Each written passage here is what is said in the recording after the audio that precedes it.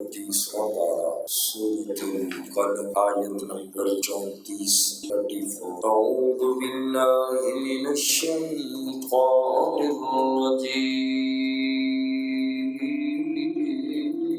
بسم اللہ الرحمن الرحیم ان للمتقین بے شک متقین کے لیے عند ربہم ان کے رب کے پاس جنات النعیم باغات نعمتوں والے افنجعل کیا ہم کر دیں گے المسلمین فرما برداروں کو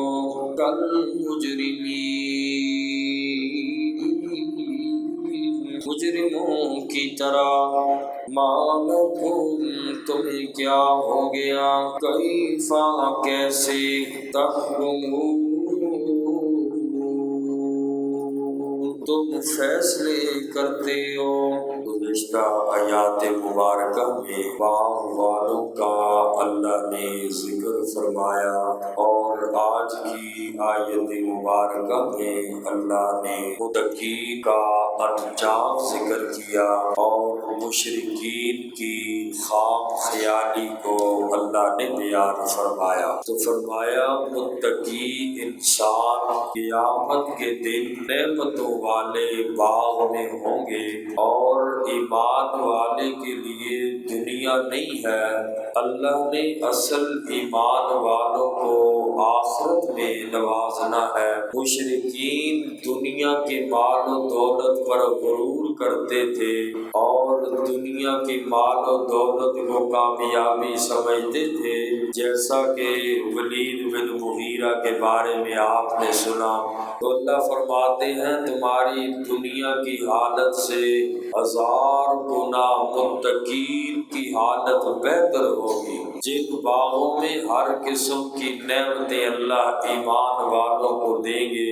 اور مشرکین کا ایک خیال یہ تھا کہ اگر پہلے تو قیامت آنی ہی نہیں ہے، اگر قیامت برپا ہو گئی، قیامت والے دن مسلمانوں پر ایمان والوں پر اگر عنایتیں ہوئیں تو ہم پر ان سے بڑھ کر ہوں گی، کیونکہ مسلمانوں کی حالت دنیا میں یہ ہے کہ مسلمان ان کے پاس کھانے کے لیے کچھ نہیں، تنگی کی زندگی گزارتے رہے۔ صحابہ کرام کی زندگی بڑی دنیا کی معیشت کے اعتبار سے بڑی تنگیاں تھیں، تو کافر یہ کہتے تھے اللہ ان سے راضی نہیں ہے، اگر اللہ ان سے راضی ہوتا تو کم از کم ان کو دنیا میں مال تو دیتا ہے، ان کے لیے کھانے کے لیے بھی کچھ نہیں۔ تو جیسے ان مومنوں کی مسلمانوں کی دنیا کی حالت ہے، آخرت میں بھی ان کے ساتھ یہی کچھ ہونا ہے۔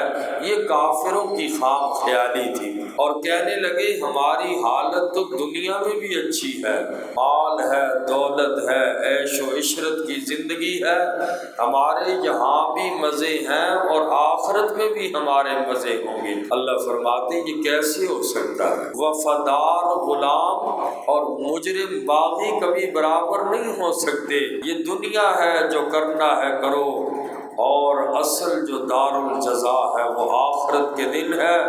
جس نے دنیا میں نیکیاں کی اسے اس کا بدلہ ملے گا، جو اللہ کا باغی بن کے جس نے زندگی گزاری اس کو بھی اللہ کی طرف سے عذاب ملے گا۔ تو اللہ نے فرمایا یہ کیسے ہو سکتا ہے اچھے اور برے لوگ برابر ہو جائیں آخرت میں؟ چلو دنیا میں شاید ایسا ہو سکتا ہے اچھے لوگوں کی قدر نہ ہو، لیکن آخرت میں رب اچھے لوگوں کو بڑا مقام دیں گے اور برے لوگوں کی آخرت میں کوئی ٹھکانہ نہیں ہوگا سوائے جہنم کے۔ تو فرمایا اس بات کو عقل سلیم اور فطرت بھی رد کرتی ہے کہ کبھی بھی وفادار غلام اور مجرم باغی برابر نہیں ہو سکتے۔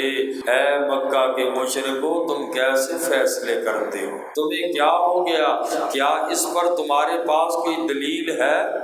کیا یہ بات کسی آسمانی کتاب میں لکھی ہوئی ہے کہ تم لوگوں کی آخرت اچھی ہوگی؟ فرمایا اچھا اور برے لوگ کبھی بھی برابر نہیں ہو سکتے۔ کیا یہ کسی کتاب میں ہے کہ جو تم اپنے لیے پسند کرو گے وہی تمہیں ملے گا اور تمہاری خواہشات پوری کی جائیں گی؟ فرمایا ایسا نہیں ہوگا۔ فرمایا ان للمتقین، بے شک متقین کے لیے، عند ربہم، ان کے رب کے پاس، جنات النعیم، باغات نعمتوں والے۔ افنجعل المسلمین، کیا ہم کر دیں گے مسلمانوں کو کالمجرمین،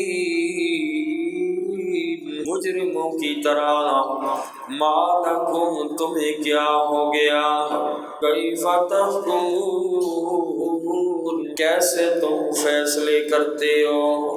ام لکم، کیا تمہارے پاس کتاب، کوئی کتاب ہے، فیہ تدرسون، اس میں تم پڑھتے ہو؟ کیا کسی اللہ کی کتاب میں یہ بات لکھی ہے کہ مجرم اور مومن، کافر اور مسلمان برابر ہوں گے؟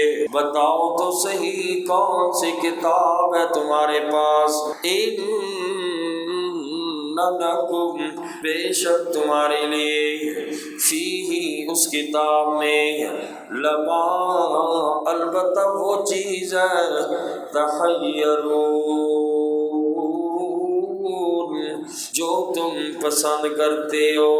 ام لکم ایمان، یا تمہارے لیے کوئی عہد و پیمان ہے، علینا، ہمارے ذمے، بالغۃ، پہنچنے والا، الی یوم القیامت، قیامت کے دن تک، ان لکم، بے شک تمہارے لیے، لما تحکمون، البتہ وہ ہے جو تم فیصلے کرتے ہو۔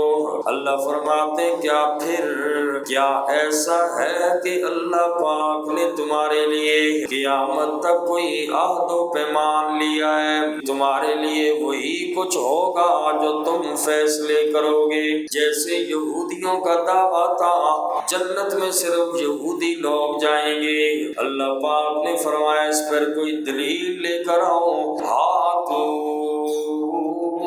برہانکم، لے کر آؤ کوئی دلیل تمہارے پاس ہے۔ یہاں بھی اللہ پاک فرما رہے ہیں اے کافروں، جو تم کہتے ہو دنیا میں اللہ نے ہمیں مال دیا ہے، آخرت میں بھی ہمیں مال ملے گا، اللہ فرماتے لے کر آؤ نا کوئی دلیل اگر ہے تمہارے پاس۔ سلہم ایہم بذالک زعیم، سلہم، پوچھو ان سے، اے میرا نبی آپ ان لوگوں سے پوچھئے نا، ان ساری باتوں کا ذمہ دار ان میں سے کون ہے جو یہ پٹیاں تمہیں پڑھا رہا ہے؟ سلہم، پوچھو ان سے، ایہم، کہ ان میں سے کون، بذالک، اس کا، زعیم، ذمہ دار ہے۔ ام لہم شرکاء، یا ان کے لیے کوئی شریک ہے؟ کیا ان لوگوں کے لیے شریک ہے؟ کسی نے لات کو اللہ کا شریک بنایا، کسی نے منات کو اللہ کا شریک بنایا، کسی نے عزا کو اللہ کا شریک بنایا ہوا تھا، اور ان مشرک بتوں کے بارے میں یہ کہتے تھے ہؤلاء شفاعنا عند اللہ، کیا کہتے تھے؟ ان مشرکین کو بھی پتا تھا ساری کائنات کا خالق اللہ ہے، ساری کائنات کا مالک اللہ ہے، یہ بت خالق نہیں ہو سکتے، یہ بت مالک نہیں ہو سکتے، لیکن کہتے تھے یہ بت ہمارے اللہ کے یہاں سفارش کریں گے، یہ اللہ کے محبوب لوگ ہیں، اللہ کے پیارے لوگ ہیں، ہؤلاء شفاؤنا عند اللہ، کہنے لگے یہ اللہ کے لاڈلے ہیں اور اللہ ہماری سنتا نہیں، ہم گناہگار لوگ ہیں، ہم ان کے آگے رکھتے ہیں اور یہ اللہ کے آگے ہماری حاجتیں رکھتی ہیں۔ اس لیے ان لوگوں نے بتوں کو اللہ کا شریک بنایا تھا۔ اللہ فرماتے لاؤ نہ اپنے شریکوں کو میدان کے اندر، ملعون ہو جائے گا اللہ کے شریک جو تم نے بنا رکھے ہیں۔ اللہ کے مقابلے میں ان کی کیا طاقت ہے؟ اللہ کی طاقت تو درکنار، ایک بندے کی طاقت سے بھی زیادہ ان کے خداؤں کے اندر طاقت نہیں ہے، ایک بندے کی طاقت ان سے زیادہ، بھلے یہ بت کیا کر سکتی ہیں؟ ام لہم شرکاء، یا ان لوگوں کے لیے شریک ہیں، فَلْيَأْتُوا بِشُرَكَائِهِمْ، پس چاہیے کہ وہ لائیں اپنے شریکوں کو، ان کانوا صادقین، اگر وہ لوگ سچی ہیں۔ اللہ عمل کی توفیق۔